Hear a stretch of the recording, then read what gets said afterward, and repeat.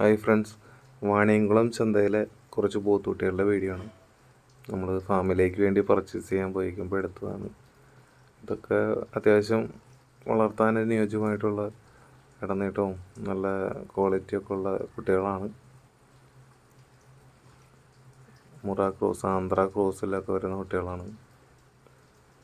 ഈ കാണുന്ന കൂട്ടത്തിൽ 2-3 കുട്ടികൾ നല്ലതുണ്ട്.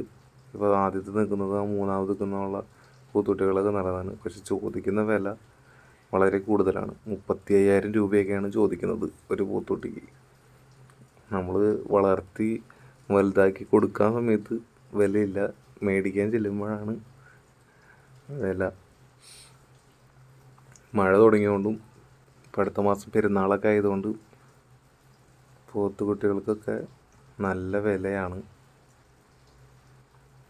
കച്ചവടങ്ങളൊക്കെ ഇവിടെ നടക്കുന്നുണ്ട്.